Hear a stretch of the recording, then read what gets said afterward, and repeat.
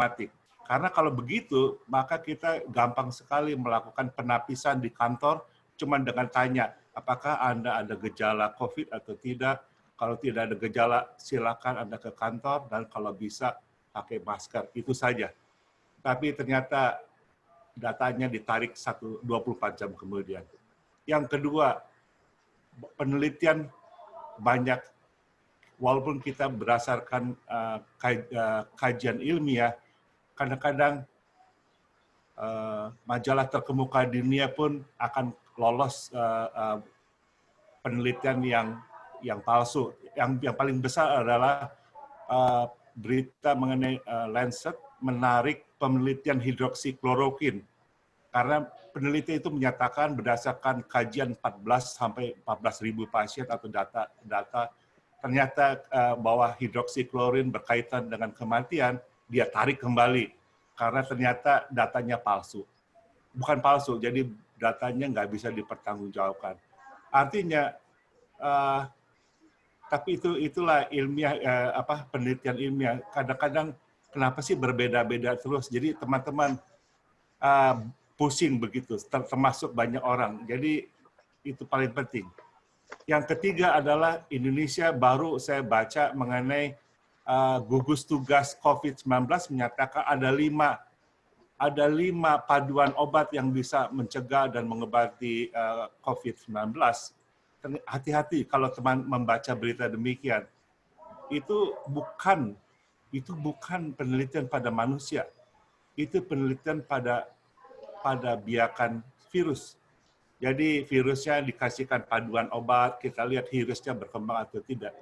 Tidak berarti itu sudah. Jadi buat saya, hati-hati menapi seluruh berita, bahkan berita dari badan kesehatan yang kita bisa andalkan.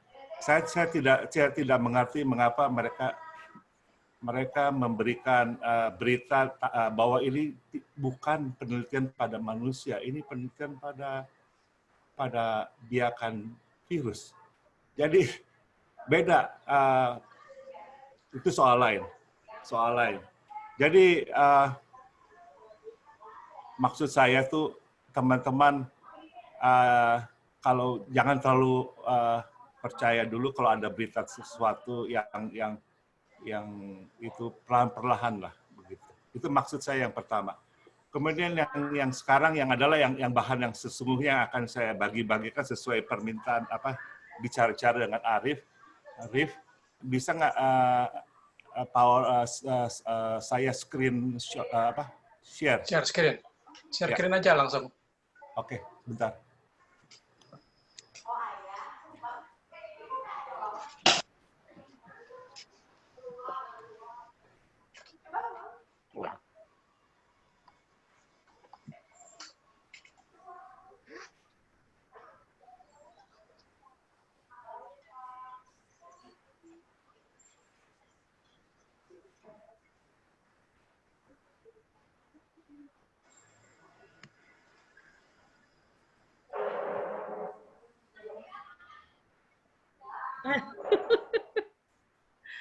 Serius banget sih.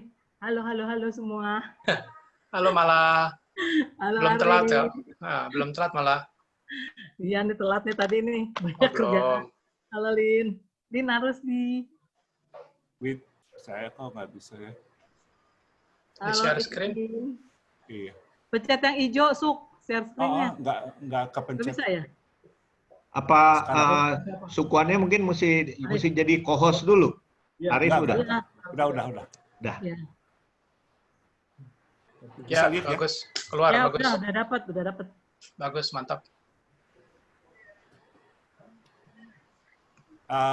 Ini yang buat kita semuanya. Jadi buat kita yang berumur di atas 60 tahun, saya mulai dengan ini. Data yang paling bagus adalah data dari penelitian COVID di kapal pesiar Diamond Princess. Ada 3.711 penumpang. Sumber penularan 1 orang positif.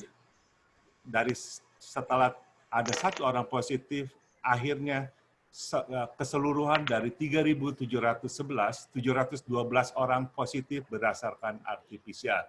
Jadi berdasarkan RT-PCR. Jadi 19,2%. Dan berapa banyak sih orang yang positif pada ruangan yang tertutup? Pada penelitian di kapal pesiar yang lain yang namanya Grand Princess, 16,16% dari satu sumber penularan. Ini yang paling penting yang buat orang bisa interpretasi data, penafsiran data berdasarkan pandangannya. Kita bisa melihat bahwa dari orang yang positif hanya 46,5%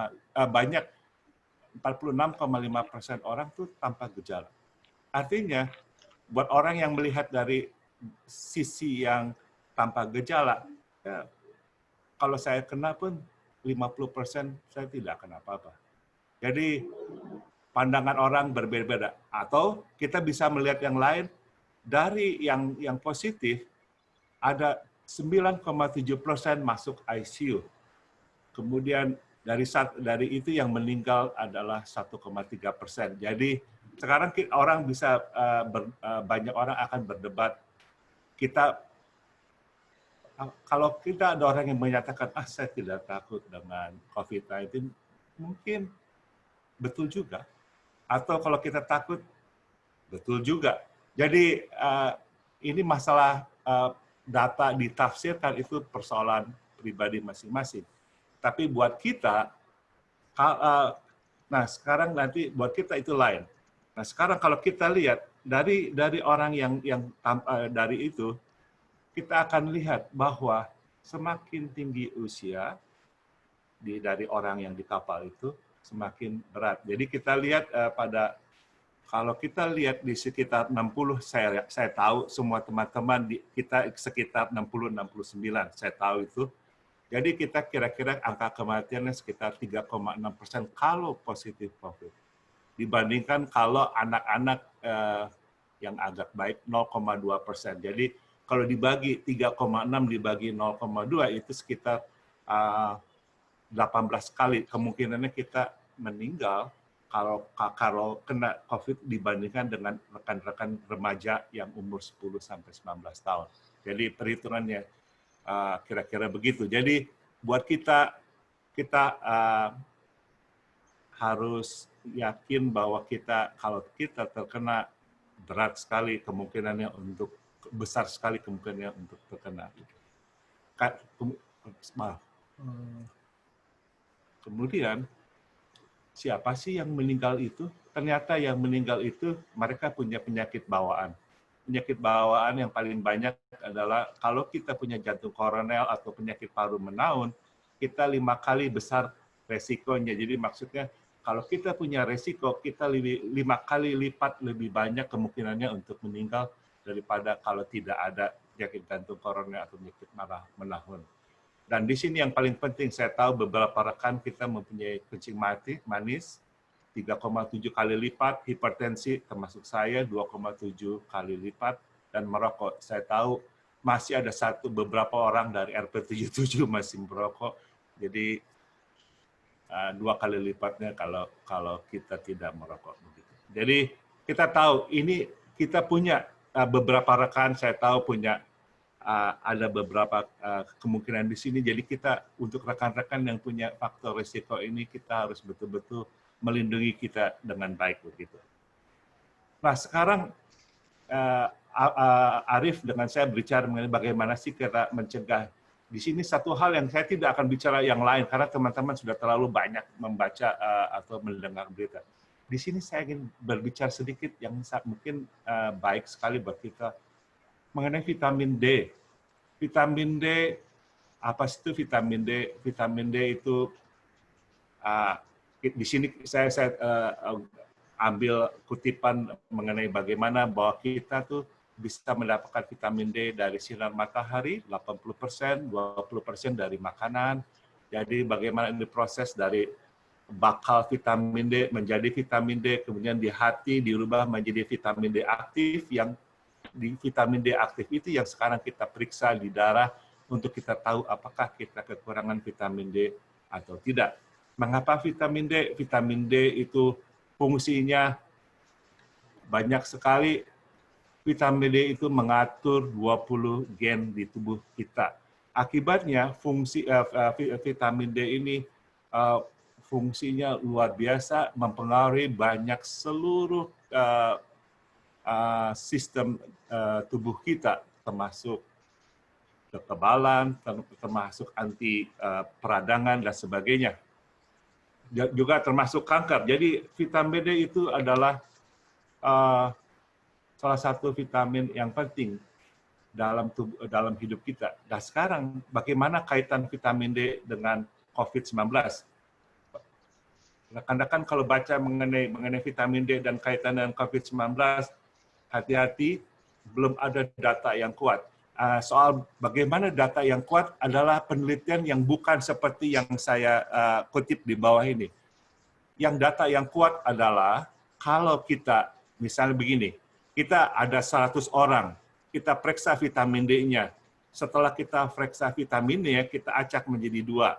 Satu kelompok yang tidak dapat vitamin D, satu dapat kelompok vitamin D, kita ikutin selama berapa saat sampai siap berapa banyak yang terkena COVID, berapa banyak yang tidak terkena COVID. Itu data penelitian yang baik. Tapi belum ada data itu karena memang perlu waktu untuk meneliti yang namanya dari kita mulai dari tidak ada, diikutin sampai dia terkena COVID-19 dan belum tentu semuanya terkena. Karena belum tentu semuanya terkena, kita bisa harus mempunyai data sampel yang mungkin banyak ribuan dan itu mungkin tidak. Tapi ada beberapa data yang tidak kuat yang saya paparkan ini adalah kita lihat dari penelitian semakin tinggi kadar vitamin D dalam darah ini semuanya pada usia di atas 60 ya untuk kita. Semakin tinggi kadar vitamin D, semakin rendah angka kematiannya. Tapi ini adalah gabungan dari data, tidak per individual. Jadi harus ditafsirkan sebagai gabungan data. Nah, artinya ini ada kecenderungan bahwa semakin tinggi vitamin D dalam tubuh, semakin rendah kemungkinan kematiannya untuk populasi. Ingat, saya bicarakan untuk perpopulasi. Ini termasuk kita lihat di beberapa negara, Amerika, Iran, dan termasuk juga di Jerman untuk sipit ini. Sipit, kebanyakan orang-orang Jerman kurang vitamin D3 ya mungkin termasuk sipit juga. Kemudian bagaimana kalau di Indonesia? Di Indonesia ada penelitian dan terus terang saya tuliskan namanya dengan ini karena saya kagum. Ada dokter di Kalimantan Tengah. Ini bukan dokter di FKUI, Unair, Unpad atau segala macamnya. Tapi ini dari Kalteng. Saya betul-betul sungguh kagum buat rekan ini. Saya pas membaca artikelnya, ini dokter luar biasa ini. Dia menuliskan, walaupun belum dipublikasi, tapi saya paparkan. Dia menuliskan bahwa berdasarkan datanya, walaupun datanya kita harus lihat, tapi dari data, kalau vitamin D statusnya adalah kurang, maka kemungkinan kita menderita berat atau meninggal karena COVID-19 kali lipat daripada kalau kita punya vitamin D. Sukwan, sorry nyala dikit. Bisa tunjukin pakai kursor nggak ke arah layar presentasi? Jadi kita bisa ngikutin angka mana yang dibaca. Bisa ya gitu nggak? Nggak bisa? Bisa. Ya nggak apa-apa. Oke, lanjut.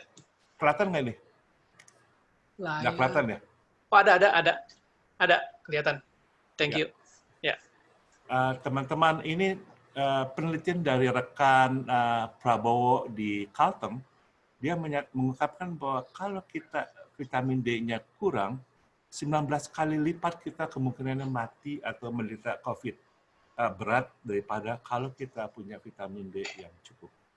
Jadi ini data yang buat saya sungguh angkat topi walaupun saya harus lihat bagaimana dia mengumpulkan datanya karena dari papernya kita tidak jelas karena dia mengumpulkan data dari electronic record lagi.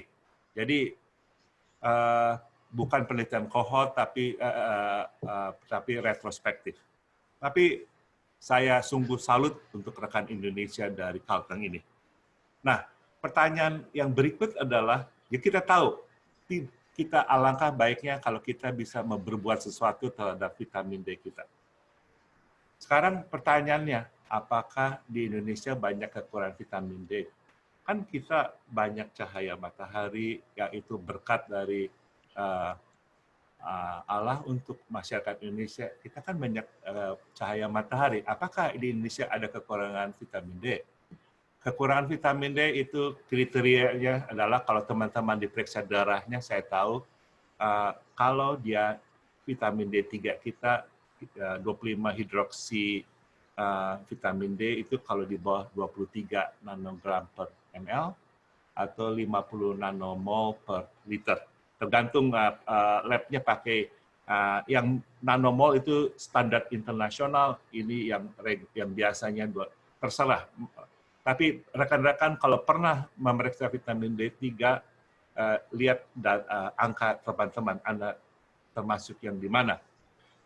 Pada penelitian dari tahun 2008, pada perempuan di atas 60 tahun, jadi kita, itu 35% perempuan di Indonesia menderita kekurangan vitamin D. 35%. Kemudian data yang terakhir, dari penelitian ibu hamil di Jabar. Kenapa ibu hamil? Karena ibu hamil itu perlu vitamin D, dan karena vitamin D berpengaruh terhadap kalsium, dan untuk kalsium untuk pembentukan janin, dan janin itu akan menjadi bayi yang sehat untuk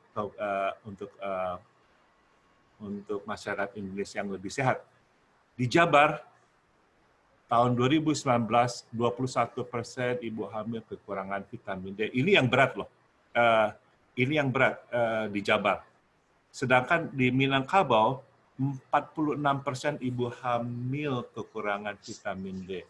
Artinya, lupakan dahulu mengenai COVID-19. Kekurangan vitamin D3 saja sudah membuat masyarakat Indonesia kekurangan potensi masyarakatnya untuk di masa depan. Kalau ibu hamil sudah kekurangan, dampaknya terhadap bayi kita bisa bayangkan. Nah, sekarang kalau gitu, kalau memang kita kekurangan vitamin D, bagaimana sih cara terbaik? Kita bilang 80% vitamin D3 kita tuh datang dari berjemur.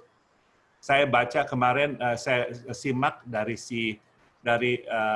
video yang dikirim oleh Sepit, dikatakan pagi-pagi si dokter itu dia olahraga. Kita lihat kalau Anda pagi-pagi vitamin D3 itu terbentuknya sedikit sekali, dan di mana waktu yang terbaik sebenarnya kita lihat di sini, ini penelitian dari Jabar.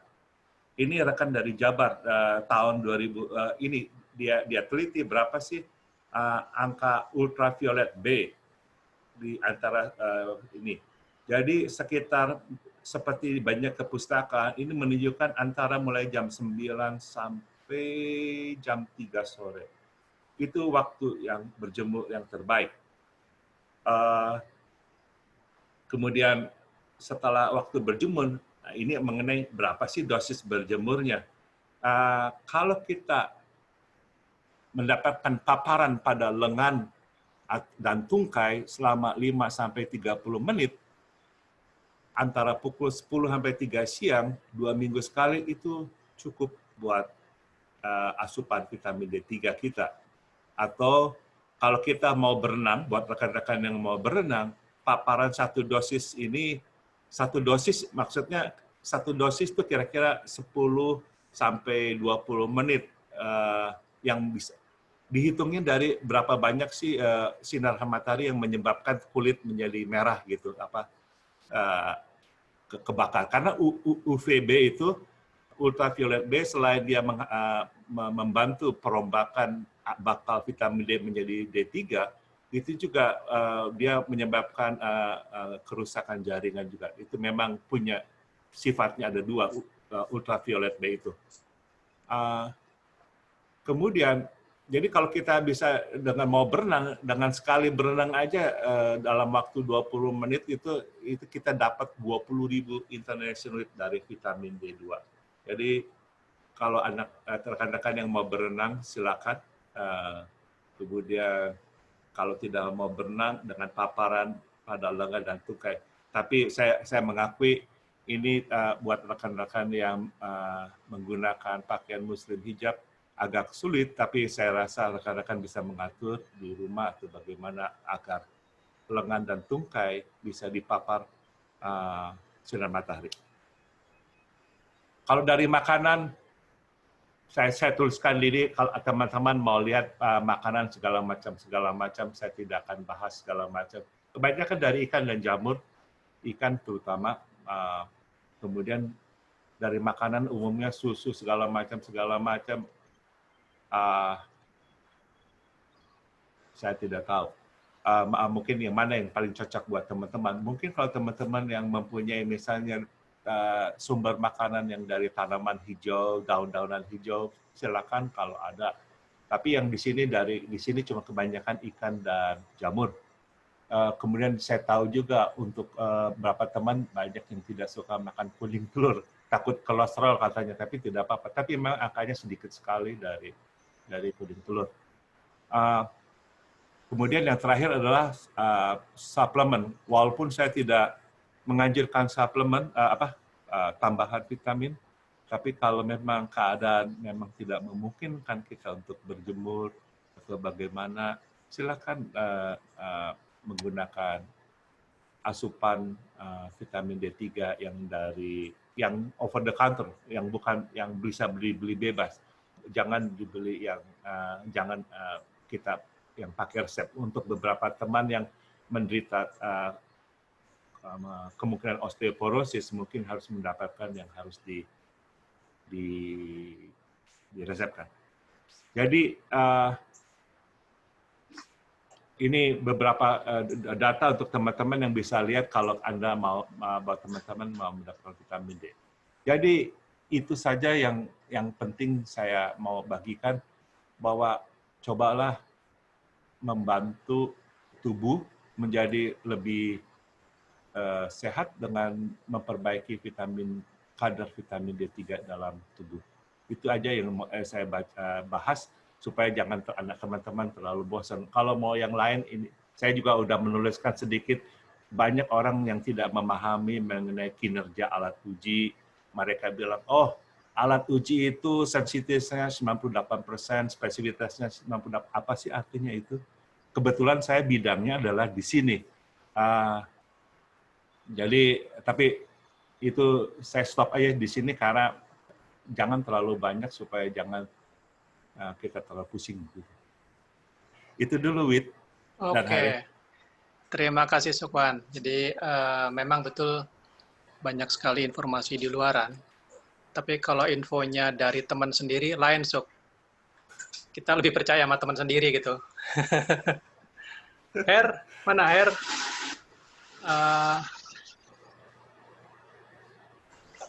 Oh, ini Alicia masuk keluar. Oh ya, saya mau menyapa dulu. Ada yang agak belakangan masuk. Ada Meishi sama Jimmy agak belakangan. Selamat datang.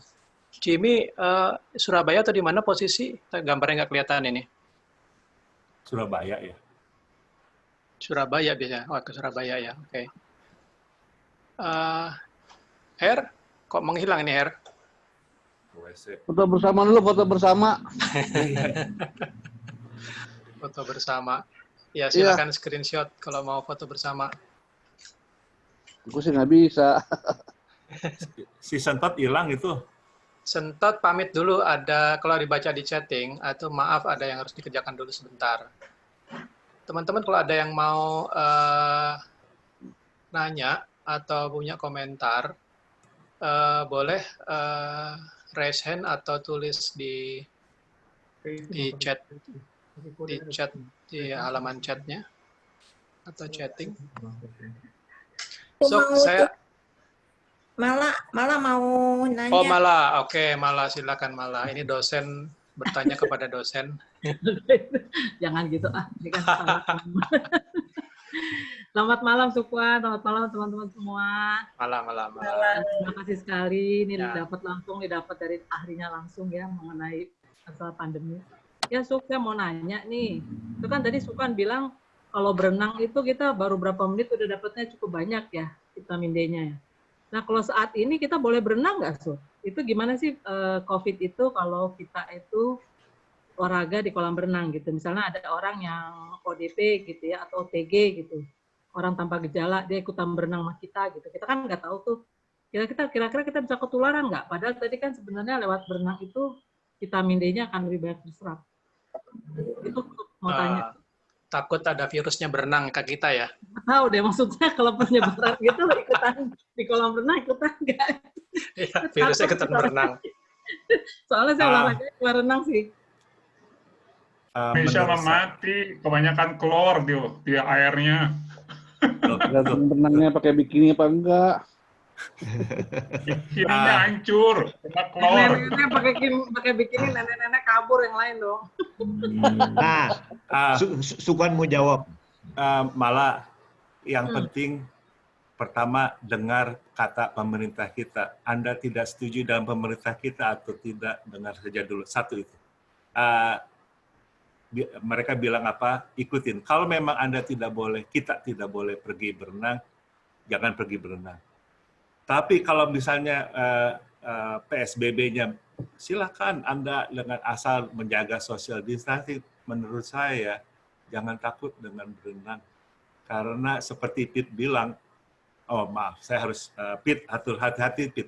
Jangan-jangan kolam renang kita kadar klorinnya itu tidak diperiksa dengan baik. Itu malah karena dengan kadar hipoklorit itu virus tidak akan survive. Selamat. Bahasa Indonesia kacau juga ya. Bukan survive apa? Survive. Bertahan. Ya, tidak akan bertahan. Karena seperti Pete bilang, kadar klorin di dalam air itu virus akan hancur cepat. Bakteri aja gitu. Virus, jangan khawatir. Kalau berenang itu silakan. Tapi ingat, PSBB loh. Ingat dengar bukan bupati, wali kota Anda. Wali kota. Sekarang kan Bogor merah banget tuh. Masa iya, betul. Petanya merah semua. Tapi urusan soal itu pemerintah kita sudah mencoba. Jadi berbeda-beda pemerintah ini ya kita lihatlah masuk. Kalau saya sih pendapatnya pemerintah kan nggak ada, kecuali pemerintah yang geblek seperti misalnya di Brasil ya, itu pemerintahnya geblek. Kebanyakan pemerintah yang lain mereka mencoba keseimbangan antara betul-betul menjaga ekonomi, betul-betul menjaga kesehatan. Ya masing-masing ada nuansnya. Jadi saat ini kalau kita ada pemerintah yang resmi, dengarkan pemerintah yang resmi. Gitu. Ya. Kalau saat ini, kalau bisa boleh berenang, silakan berenang. Enggak boleh deh kayaknya deh. Mendingan di rumah aja lah. Terima kasih. Jemur di rumah. Jemur ya. Hidung. Udah mutiin. Kenalin lagi deh Ibu dosen. Udah muti-mutiin. Rasisnya lagi. Di rumah makin beluwok nih. Suk, ada pertanyaannya di chat nih dari Parada. Nah, kenapa di US infeksi COVID-nya tinggi sekali? Itu apakah karena tes yang masif atau lifestyle? Terus terang Parada menarik, Amerika tuh Indonesia model-model Amerika atau Amerika model-model Indonesia?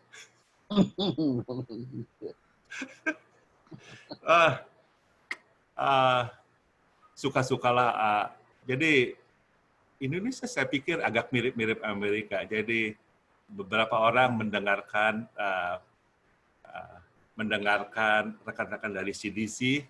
Ada orang yang mendengarkan dari presidennya. Kalau dari presidennya, mari kita mulai aktif di luar dengan social distancing segala macam. Jadi begitulah Parada.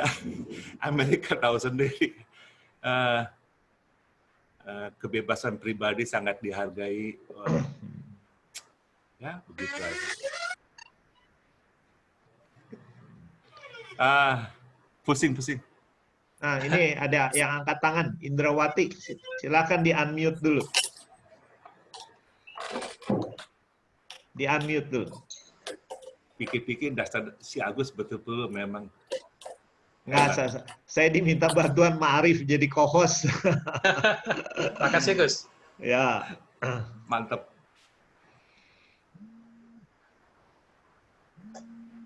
Ya, belum ada suara Indrawati. Dari Indra mungkin. Oh, Belum di- masih. Masih. Oke, aku udah tanya. Boleh nggak? Tunggu. Boleh nggak tanya nih? Kenapa, Dik? Rif? Ya, udah Tina dulu. Kenapa, Dik? Ya, aku kan sering diskusi mengenai vitamin Kenapa? D-nya aku kan. Apanya? Trombositnya turun. Nah, sekarang di mana kamu? Bisa nggak? Di mana? Kenapa Tin? Tolong diulangi. Ini, Oh, ini di apa, Dika? Di Grab? Oh, ini ada suara. Ada, Kamu sama siapa? kedengeran nggak? Ada dua masuk, suara Kedengeran. dua masuk. Arif belum unmute ya. Ya, Arif udah Arif, di mute. Udah. Ya. Udah Tin, ayo silakan. Tuh, kan aku sering diskusi sama Sukwan nih mengenai vitamin D-nya. Aku kan kurang nih ya. Lalu, kalau masa COVID ini kan nggak bisa tes lagi. Padahal tiap 3 bulan kita harus tes lagi untuk melihat berapa kenaikannya. Nah, sedangkan ini saya itu udah 6 bulan jadi nggak pernah periksa lagi. Jadi bagaimana ya supaya itu untuk menentukannya berapa lama saya harus makan suplemen vitamin D-nya itu untuk supaya jadi cukup gitu loh. Bagaimana jadinya? Nah, pusing. Tidak bisa dijawab itu. Karena gejala toksisitas keracunan vitamin D juga kemungkinan terutama untuk rekan-rekan yang menggunakan. Karena itu saya bilang saya tidak pernah mengajarkan asupan dari makanan dari vitamin tambahan karena itu tidak bisa dikontrol. Karena itu masalah tapi ada rekan-rekan yang betul memerlukan vitamin D yang tinggi, kita harus dibantu dengan pemeriksaan laboratorium. Tapi saat ini saya tahu kita harus berjaga-jaga kalau kita mau pergi ke fasilitas pelayanan kesehatan begitu. Agak sulit. Jadi Tina, mungkin jawaban saya yang paling gampang adalah jemurnya lebih banyak atau berenanginnya lebih banyak begitu. Kalau bisa, jemurnya lebih banyak lah. Makanya kurangin. Jadi vitamin suplemennya dikurangin aja ya Suk ya. Lalu berjemur aja. Karena ingat teman-teman, walaupun saya bilang, tapi saya bilang tadi kan kita di Indonesia kita tidak tahu berapa banyak, tapi saya tahu beberapa penelitian 30-40 atau 50% rekan-rekan terutama ibu hamil dan perempuan di atas 60 tahun itu masuk kita ini semua itu kekurangan vitamin D3. Jadi kalau kita pakai, saya bilang tidak pernah saya pertama katakan masukkan dari vitamin, dari berjemur dan dari makanan, itu yang pertama. Karena yang dari berjemur dan vitamin itu dikontrol oleh tubuh. Tapi kalau yang asupan, itu dia tidak dikontrol. Jadi kalau kita masukkan 100.000, misalnya 10.000 unit, yang 10.000 unit itu kita tidak tahu apa yang terjadi. Tapi kalau kita berjemur, kalau tubuh sudah tahu dia sudah cukup, dia akan vitamin D-nya dihancurkan lagi di kulit. Gitu. Jadi tubuh tuh buat teman-teman yang memahami ini, tubuh tuh luar biasa pengaturannya. Akibatnya selalu vitamin D kita tuh cukup untuk kebutuhan. Kalau kelebihan vitamin D3, akibatnya kenapa? Baik, janganlah. Karena vitamin D3 itu vitamin yang kita pernah ingat waktu SMA Pak Daos toh, ADEK. Vitamin ADEK itu adalah vitamin yang larut dalam lemak. Jadi dia keracunan itu akan tersimpan di dalam, karena dia tuh kolesterol. Jadi dia akan di dalam tubuh kita tersimpan keracunan panjang. Begitu. Dengan dampaknya, ingat vitamin D3 itu bekerja pada kira-kira 200 gen yang bekerja untuk seluruh fungsi tubuh. Keracunan vitamin D3 itu tidak diinginkan. Oke, makasih Sukan. Sebentar, satu lagi, Gus. Sorry. Ya. So, ini ada hubungannya sama misalnya tulang-tulang gitu ya nggak? Misalnya sekarang gini, akhir-akhir ini saya punya tulang-tulang di jari-jari itu agak sakit-sakit. Ada hubungannya dengan kelebihan vitamin D nggak? Osteoporosis. Kekurangan kamu. Enggak, Monopos sih udah pasti monopos, Pit. bukan osteoporosis. Osteo Osteoporosis. itu kali, osteo atau nggak rematik kali ya? Ya, ya. Tadinya nggak pernah loh. Sakit sekarang itu jari-jari di ruas-ruasnya tuh nggak sakit gitu loh. So. Ya wajar lah. Itu bukannya kelebihan vitamin D3, bukan? Bukan. Oke. Bukan ya. Akurat ya Oh. jadi. Nah, oke, Tin ya. Nah, kadang Indrawati dari tadi Iya, udah nunggu. ternyata memang sama nih jawab pertanyaannya sama sama si Tina nih, masalah vitamin D. Kalau saya sih dianjurkan 1 hari minum 1 tuh sup yang 1000 UV ya. Bukan. IU, International Unit. IU, iya, IU, 1000 IU. Boleh nggak tuh? Nggak masalah. Ya, walaupun Lanjutin ingat, aja ya. Ya, walaupun ingat saya selalu bilang kalau bisa ada yang lebih baik. Kenapa yang lebih baik tidak digunakan? Tapi saya memahami kalau tidak bisa berjemur atau tidak bisa berenang, masukkan dari itu asupan gitu. Tapi bisa dirubah lagi, makanan yang mengandung vitamin D3 yang misalnya dari susu, walaupun kita tidak mau susu karena tambah gemuk nanti. Jadi silakan, karena 1000 unit itu cukup rendah karena memang kebutuhan kita sekitar 1000 unit. Gitu. 800 Ya sampai pagi 1000. sih saya jalan pagi ngejemur sih. Ya. Jalannya yang jam berapa? Jam 8 sampai jam 9. Kan Kurang itu ya? tadi kan yang saya sudah Jam 10 dipaparkan ya? bahwa kalau untuk banyak tempat tuh 10 di dunia ini jam 10 sampai jam 3 sore. Ya. Oh, Tapi berapa lama, Suk? 5 sampai 15. 30 menit katanya. 15 menit. Cukup. Oke. 30. Wah. Ya. Ah? Ya, oke. Oke ya. Oke, thank you. Suk, satu lagi nih dari chat pertanyaan dari Wina. Kalau vitamin D sangat penting untuk imunitas, bagaimana dengan vitamin E perbandingannya? Selesium atau selen atau Arif, nanti saya kembaliin ya, Arif yang tanganin ya. Halo Win, nggak tahu Win, kalau dicampur-campur, memang itulah pusingnya dengan sekarang karena banyak teman-teman kan yang minum multivitamin kan. Di dalam multivitamin tuh ada vitamin D-nya, vitamin E, vitamin C, vitamin D segala macam, ada zinc-nya. Maaf saya tidak tahu, tapi ini cuma satu, jadi dipilah-pilah manfaat dari vitamin D3. Tapi saya pikir kalau selama itu bukan dari asupan, mungkin mereka bekerja sama. Tapi kalau dari maksud saya dari makanan atau yang dari alamiah. Tapi kalau yang dari vitamin, saya tidak tahu dampaknya mungkin akan berbeda-beda. Karena banyak penelitian dulu, vitamin E bermanfaat bagi jantung, dikasih suplementasi vitamin E, malah penyakit yang mati sama. Oke, makasih Sopan. Jadi kayaknya kembali lagi ke alam ya. Makan makanan yang dari alam, entah sayur, entah daging yang tidak diolah, atau makanan tidak diolah ya. Ada lagi yang mau bertanya, ini yang di chatting nggak ada lagi, tapi mungkin tulisan ada yang Yosua, Triyono, tadi angkat tangan. Angkat tangan. Oke. Mau tanya, di saya kan ada kolesterol, ada darah tinggi, ada gula, komplit lah ya. Memang selama ini udah kurangin makanan yang kolesterol tinggi, yang gula juga kurang, semua kurang. Tapi kenyataannya gulanya masih di atas 7. Nah, yang jadi masalah sekarang dengan COVID ini kan ada rasa ketakutan juga karena kan itu katanya bahaya. Nah, saya cuma mencoba untuk terus berjemur. Itu. Tapi jadi hitam akhirnya. Nah, saya nggak tahu apakah itu sehat atau enggak.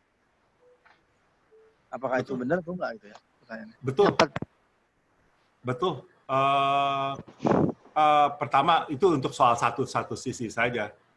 Yang kedua memang seperti saya sudah kasih tahu bahwa komorbiditas dari penyakit bawaan lain yang pada yaitu sangat membantu untuk menjadi COVID-19 menjadi berat begitu. Jadi selain menjemur juga ya maaf aja kita tetap harus berjuang untuk melawan kencing manis, tekanan darah tinggi. Kemudian satu hal yang saya lupa, teman-teman kita tahu bahwa COVID-19 corona virusnya itu masuk ke sel tubuh menggunakan reseptor namanya angiotensin enzim gitu. Jadi di sel itu ada ACE. Virus itu dia masuk ke ACE. Nah, ACE itu pada orang-orang yang menggunakan obat hipertensi yang meningkatkan yang ACE inhibitor itu membuat ACE-nya menjadi banyak. Jadi terus ada orang kalau memang kita menggunakan obat hipertensi yang ACE inhibitor mungkin seperti losartan apalagi banyak itu kalau gitu berarti virusnya gampang masuk dong. Ternyata pada penelitian itu berdasarkan logika. Kalau virus masuk ke sel lewat ACE enzim angiotensin nogen itu kalau kita minum obat hipertensi yang menyebabkan yang namanya angiotensin ACE inhibitor berarti dia ACE-nya kan tambah banyak itu. Jadi apa virusnya mudah? Ternyata pada penelitian itu tidak. Jadi teman-teman yang hipertensi jangan pernah berhenti minum obat hipertensi tanpa seizin dokter. Oke, thank you. Ya, so. Ya. Makasih. Saya nanya boleh ya? Memang umur kita ini pas kemungkinan besar sudah punya penyakit bawaan. Ya entah itu tadi udah disebut ada jantung ada kolesterol, ada gula. Terus sebetulnya mekanisme dasarnya virus itu membuat penyakit kita menjadi membuat fatal. Itu gimana mekanismenya supaya kita juga bisa terhindar nanti?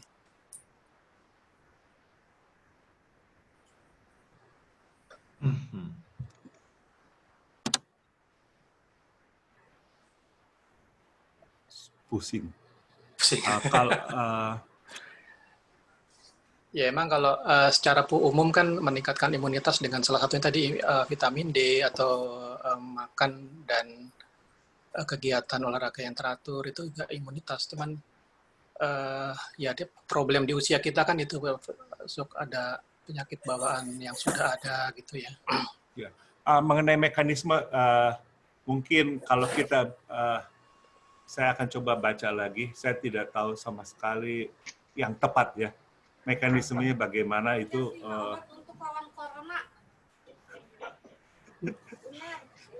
Ada suara masuk. Jadi maaf saat ini mekanisme yang betul bagaimana sih misalnya pada orang kencing manis bagaimana mekanismenya kok bisa menjadi berat? Apakah karena apanya, saya tidak tahu begitu. Jadi mekanisme itu cukup sulit karena untuk memahaminya sangat rumit sekali. Jadi saat ini saya tidak tahu. Oh ya, ya. Memang pernah dengar juga sih. Mungkin nggak berapa betul katanya kalau yang contoh paling dipahami itu kalau masuk ke paru udah ada TB. Jadi si virus itu menyuburkan TB-nya sehingga seperti pemicu untuk membesarkan flek dan menutupi paru. Itu yang bikin mati. Entah benar apa enggak, karena dulu di awal-awal pandemi, berita yang tersebar kan seperti itu. Jadi sebenarnya kematian buat teman-teman yang membaca, nanti saya tahu baca ada yang bilang, ada yang menyebarkan di WhatsApp waktu diotopsi, ternyata waktu diotopsi itu bahwa kejadian terbetul adalah di seluruh parunya adalah kesumbat cairan segala macam. Sebenarnya yang mereka tidak paham bahwa cairan itu dari mana? Cairan itu sebenarnya dari imun sistem kita yang namanya, yang mungkin teman-teman pernah mendengar bahwa pada waktu ada virus masuk ke tubuh kita, nah, khususnya ke sel epitel kita di banyak tempat, maka tubuh bilang pada sel imun sistemnya bahwa ternyata ada pasukan menyerbu. Kalau ada pasukan menyerbu, kita harus mengirimkan pasukan penempur. Pasukan penempur itu adalah sel darah putih, dan karena dia takut, dia tidak pernah melihat virus ini, maka dia mengeluarkan terlalu banyak yang namanya cytokine. Cytokine itu local hormone. Local hormone itu cytokine yang nanti teman-teman pernah membaca. Sebenarnya beratnya penyakit COVID-19 itu karena yang namanya cytokine storm.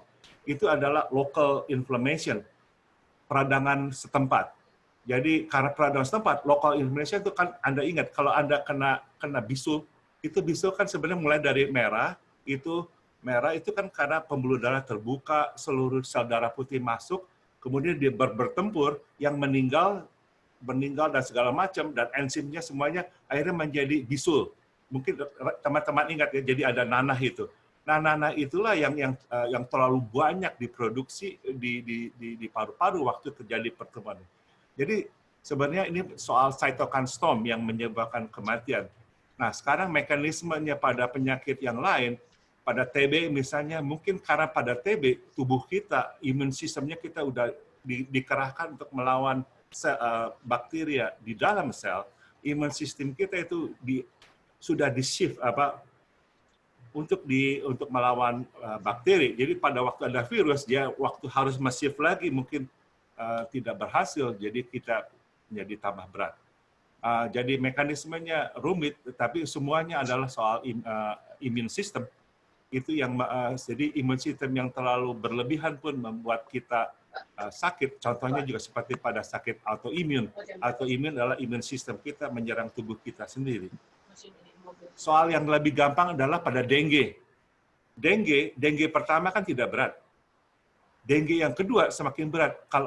Kenapa? Dengue-nya kan, tapi ternyata itu kan karena soal imun sistem kita, dia menghantam terlalu banyak, sedangkan akibatnya pembuluh darah kita menjadi bocor, akibatnya terjadi demam berdarah. Jadi semuanya soal sistem kekebalan tubuh.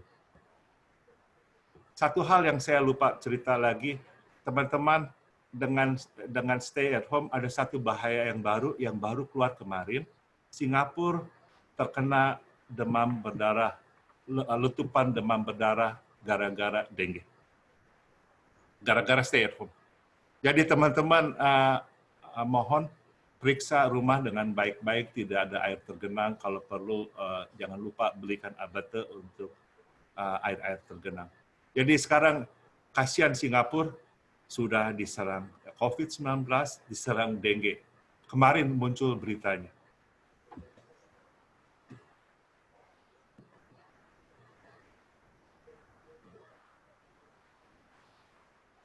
Oke, makasih Sukwan. Gus, tolong Gus di itu dulu. Agus apa Heri di Ya. Ya, tolong. Oke. Tadi Anto resen. Silakan Anto. Anto ada Anto nggak ada ya? Gus, ada pertanyaan dari Lisha. Ya, dari Lisha. Silakan Zuk. Kalau udah dibaca vaksin. Betul. Aduh, Lisha moga-moga cepat. Lisha mungkin nggak tahu lah. Jadi buat saya yang saya perhatikan ada 2 perusahaan tiga perusahaan. Moderna dari Seattle, kemudian dari Jerman, Pitt lebih tahu, kemudian dari Oxford 3 yang saya tahu lagi cepat. Tapi semua negara membuat vaksin juga, mana yang lebih cepat, mana yang yang akan berhasil. Siapapun yang berhasil, perusahaan apapun yang berhasil, mereka akan menjadi multi-bilioner. Ya. Waktunya, maaf Lisha, buat saya semoga tahun depan bulan Februari sudah muncul yang pertama. Moga-moga. Ya, amin. Makasih Suk. Ada pertanyaan lagi teman-teman? Tadi Anto udah balik belum? Belum. Oh, Indrawati lagi. Silakan lagi kalau mau tanya lagi. Di unmute dulu. Masih mute. Ya udah oke. Silakan. Kok Masih di mute, Indra.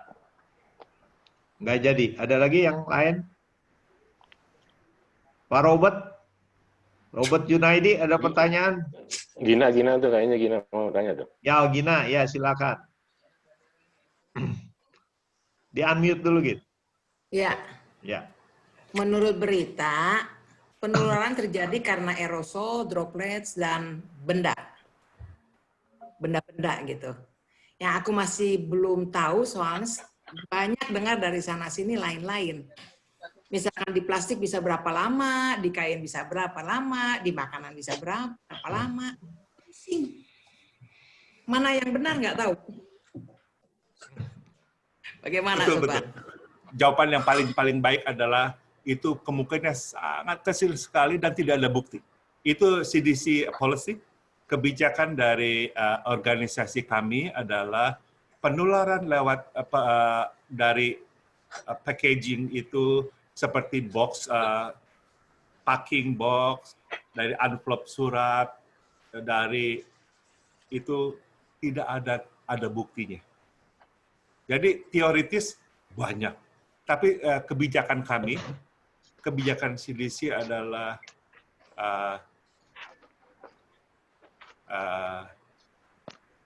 kebijakan resmi ya dari CDC adalah sangat itu dan tidak ada buktinya. Jadi tapi kalau kita kan selalu parno ya.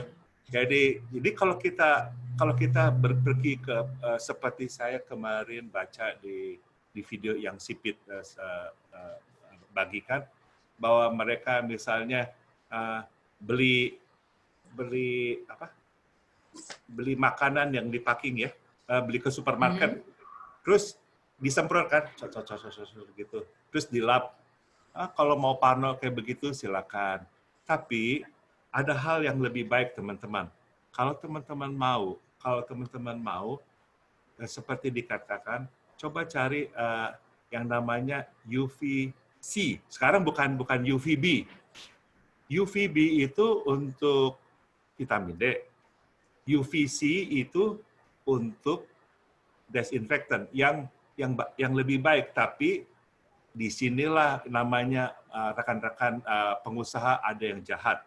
Mereka klaimnya itu UVC, karena UVC yang betul itu agak mahal. Mereka kalau teman-teman ada yang bilang misalnya Gina, kamu mau beli nggak ini UVC One, orang stick itu yang nanti kalau ditaruh di itu. Hati-hati, kita harus lihat berapa dosisnya, berapa. Yang penting adalah nanometer, panjang gelombang dari UVC-nya. Harus di antara 220 sampai 280. Jadi teman-teman yang mau membeli alat UVC itu harus yakinkan. Jangan ketipu. Sekarang ini segala macam dijual dengan yang tipu. UVC aja dibilang ini UVC. Ternyata nggak ada sinarnya pada gelombang 220 sampai 280. Jadi jadi kalau misalnya agak parno dikit, jadi memang mungkin lebih baik buat kita ya. Jadi misalnya terima surat, paket gitu, dikasih UVC gitu, sebentar saja itu lihat perhatikan sesuai dengan alat. Itu jauh lebih baik pada desinfektan segala macam gitu. UVC sangat baik karena hotel-hotel dan rumah sakit mulai banyak menggunakan robot UVC. Jadi robot UVC-nya masuk ke kamar pasien setelah pasien keluar atau kemudian robotnya keluar lagi. Jadi sekarang udah pakai begitu. Pesawat pun sekarang di UVC robot itu dia jalan, dia desinfektan. Jadi tidak disemprot karena disemprot ada sisa yang menempel di kursi, tapi UVC tidak. UVC ini hanya menghancurkan kuman bakteri yang di permukaan. Tapi lebih baik jangan terkena mata dan kulit kita. Jadi karena itu harus itu aja wanti-wantinya. Ya, oke, Sukwan. Wina, silakan mau tanya lagi. Belum suaranya, Win. Masih di mute. Si Wina tanya vaksin BCG kita tidak tahu bermanfaat atau tidak, Win. Ya, Memang ya, vaksin BCG itu kan saya baca di koran ada yang diberikan gitu kan kepada tim medis. Apakah itu benar hasilnya, karena katanya itu masih clinical study waktu itu. Terus yang pertanyaan kedua, itu apa, Cicih ya, mungkin kenal Sukwan, suaminya Ina, itu menggunakan ozon di ruangannya, katanya itu untuk desinfektan. Gimana pendapatnya Sukwan? Makasih. Ya, memang ozon dipakai juga untuk desinfektan, tapi juga UV light itu dia menghasilkan dampak yang sama dan jauh lebih baik. Ozon di dalam ruangan tertutup mungkin nggak bagus gitu. Dan kita tidak bisa tahu, kita tidak bisa mengukur dosisnya yang tepat. Sedangkan kalau UV light itu UVC itu jauh lebih tepat begitu. Dan kita bisa hitung dosisnya. Kita hitung dosisnya berdasarkan watt dari lampu itu, besarnya ruangan, kebutuhan untuk membunuh virus itu ada perhitungannya. Sedangkan ozon mungkin tidak tepat. Sudah, Win. Kenapa? Masih ada, Wina, silakan.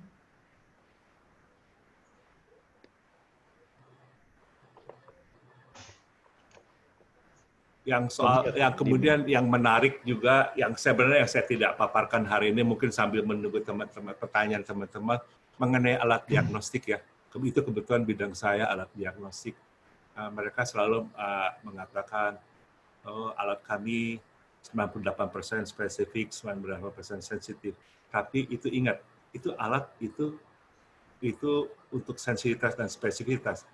Di dalam paparan saya, di dalam PowerPoint yang saya berikan, kalau rekan-rekan baca, bahwa sebenarnya yang paling penting sekarang bukan sensitivitas dan spesifisitas, tapi berapa sih meramalkan kalau dia positif, berapa orang yang betul-betul positif dan berapa orang yang itu.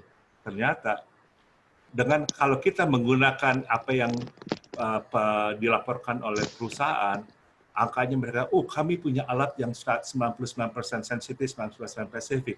Tapi kalau kita terapkan di masyarakat umum yang tanpa gejala, itu dampaknya itu berbeda. Kalau kita menggunakannya di rumah sakit atau kepada orang yang sudah ada gejala, berarti kan sekarang udah kemungkinan tinggal dua, apakah dia sakit atau tidak sakit kan di rumah sakit. Jadi itu dampaknya kalau di masyarakat ada 1 juta orang yang sakit, misalnya cuma kemungkinannya adalah 0,01%. Akibat itu kalau kita menggunakan apapun alat yang terbaik, itu sensitivitas dan spesifitasnya kalau dia positif, berapa sih betul-betul positif, berapa dia positif itu akan berubah. Itu dalam PowerPoint saya katakan kalau ini saya ambil angka yang terbaik. Sedangkan angka yang sesungguhnya jauh lebih rendah.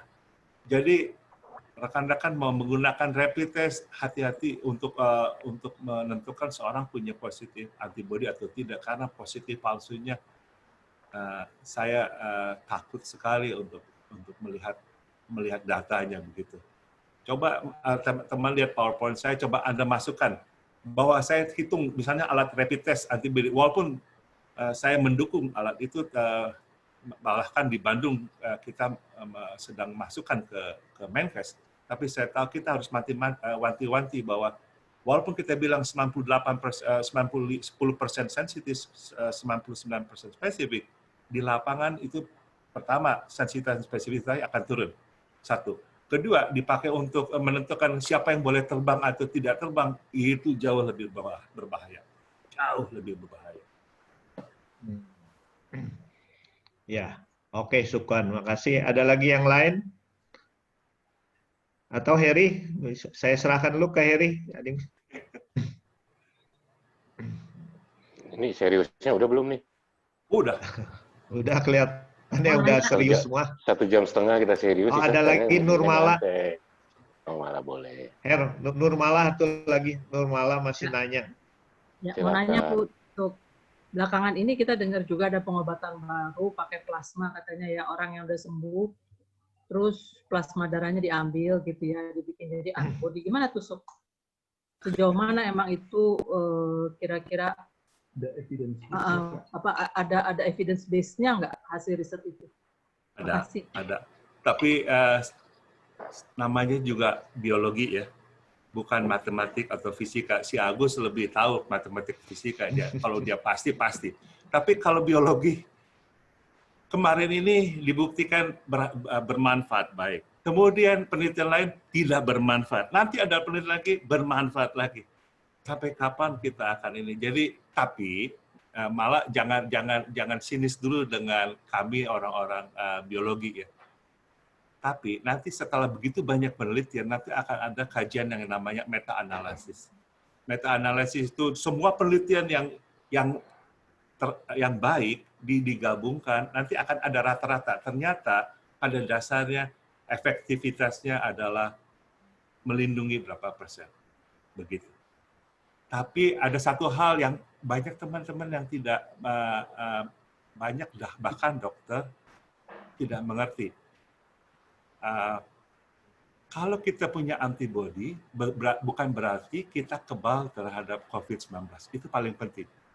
Jadi, saat ini, bagaimana kita tahu memeriksa? Saat ini tidak pernah banyak orang yang melakukan penelitian ini. Kalau kita punya antibodi, bagaimana kita tahu antibodi yang kita miliki, yang kita berikan pada orang itu bisa menetralisasi virus? Itu caranya adalah kita ambil orang yang pernah sakit COVID, betul, sudah positif, sudah sakit, kita ambil plasmanya, kemudian kita harus tes pada virusnya langsung sebelum diberikan pada orang lain. Jadi penelitiannya kita harus baca. Kalau kita baca penerbitan publikasinya, harus tanya, ini Anda netralisasinya dibuktikan dari mana dahulu? Apakah cuma dari dia pernah sakit positif PCR, ada gejala, terus kemudian kita ambil plasmanya, kita kasih ke orang lain. Jangan-jangan antibodinya memang ada, tapi antibodinya itu tidak bisa menetralisasi. Jadi simpang siur ini terjadi karena orang tidak menggunakan teknik penelitian yang betul. Jadi seperti juga yang saya katakan, menggunakan rapid test, memeriksa seseorang punya antibodi, dan kemudian, saya udah sakit, udah punya antibodi, berarti saya bisa kemana-mana dengan bebas. Salah. Karena antibodinya yang diperiksa adalah punya antibodi, tapi tidak dikatakan punya antibodi yang bisa menetralisasi virus. Itu yang sekarang yang menjadi bisa diteliti kalau darahnya plasmanya dimasukkan ke kultur virus, dan tidak banyak yang mau kultur virus. Kalau mau kultur virus, Anda harus menggunakan fasilitas kesehatan yang terbaik. Karena itu virus hidup itu. Iya benar. Itu BSL mungkin 3B ke 4. Jadi 4 itu yang pakai baju seperti astronot itu. Dan di dunia itu tidak terlalu banyak, termasuk di beberapa tempat saja di Cina, di Wuhan. Sebenarnya Wuhan ada. Di Cina, di CDC, segala macam. Ya. Oke, Suk, makasih. Silakan Pak Eri. Oke, jadi kayaknya sangat bermanfaat ya dari Sukwan. Tapi kalimat Sukwan tadi juga ada yang menarik. Kita nggak usah parno gitu. Itu penting juga. Jadi anggap aja ini pengetahuan buat kita. Nggak usah parno. Karena kita sebenarnya harusnya bersyukur. Dikasih umur 60 aja udah bagus gitu ya. Sisa-sisanya kita tinggal bonus dari pahala aja lah. Toh pada akhirnya kita akan mati juga. Jadi kalau saya, karena nggak bisa kayak Sukwan, karena toh pada akhirnya akan mati, kita bersiap-siap aja untuk mati, gitu aja. Berbuat baik, sehat, berbuat baik, waktunya udah ada. Soalnya kalau debatable gini, kan saya sering diskusi sama Sukwan. Soal vaksin misalnya. Menurut teorinya, Februari 2020. Terus saya kirim data tentang penelitian di Cina. Sukwan bilang mungkin saja sebelum Februari keluar, tapi KW jawabannya. Kira-kira begitu ya. Artinya begini.